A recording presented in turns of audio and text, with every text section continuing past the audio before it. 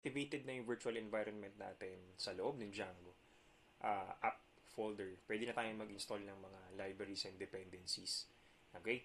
So, make sure na bago kayo mag-install ng mga libraries and dependencies, dapat naka-activate muna yung virtual environment dun sa loob ng Django app folder nyo or any folder name na ginamit nyo. Okay? Bakit kailangan naka-activate? It's because para maiwasan natin na ma-install i-install yung mga libraries and frameworks sa buong system ng laptop nyo, which is hindi naman practical kasi gagamitin lang naman natin yung mga libraries and frameworks dun sa loob ng ating project folder. Okay, kaya nga gumagawa tayo ng virtual environment and then dun i-activate natin yun and then dun natin i-install yung mga libraries and frameworks na kailangan natin for that specific website project or any app project. Okay? Para hindi kakain ng memory ng buong laptop kasi hindi naman natin kailangan sa buong naka-install sa buong laptop doon lang sa specific project na yun. Okay? So yun yung importance ng virtual environment. Okay? So next, since na-activate na natin, pwede na tayong mag-install ng Django framework. So pip install Django. Okay? So pip is actually a Python installer package manager na ginagamit pag nag-i-install ka ng ang mga libraries and frameworks sa Python. So, ito yung ginagamit. Yung pip. Okay? I think sa ibang, hindi ko sure sa iba sa JavaScript. I think NPM yata yung ginagamit sa JavaScript. So, different programming language, iba rin yung ginagamit na installer manager or package manager. So, hintayin lang natin. Medyo matagal to. Depende sa processing power ng laptop nyo. Kung gaano kabilis tong process na to. So, hintayin lang natin.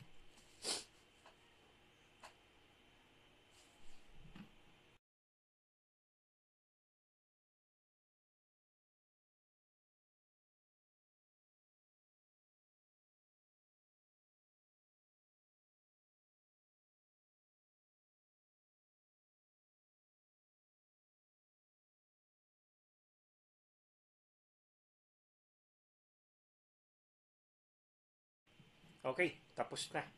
So, nakapag-install na tayo ng Django and then magkikreate tayo ng My Project folder.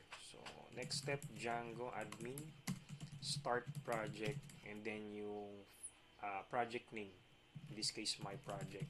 Pwede naman kahit ano, pero for simplicity purpose na lang, lagay na lang natin My Project. Okay, so magkikreate yan ng My Project folder dun sa loob ng Django app. Okay. I think may virus ata yung aking laptop. So, mamaya ako i-configure to. Ayun, nakapag-create na ng My Project folder dun sa loob ng Django app. So, dito sa My Project, nandito yung manage.py. Ito yung irarun natin mamaya para maran yung development server nung ating website. Okay, nandito rin yung settings.py. Dito natin sineset yung mga configurations ng Django app katulad nung directory ng templates kung saan natin kukunin pag magre-render tayo ng mga HTML templates. Ano pa ba? Yung mga allowed host, yung mga IP address na i-allow lang natin para sila yung magre-run ng ating website. Okay? Ano pa ba? Ayan, ito pa pala, database settings, ito yung pinaka-importante.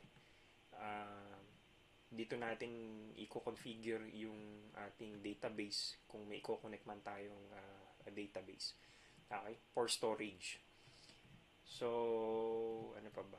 Itong mga for validators, pag may forms na yan, try natin i-discuss kung aabot tayo dun. Okay? So, basta yung mga configuration dun sa ating Django website or sa backend, dito natin kino-configure. Okay?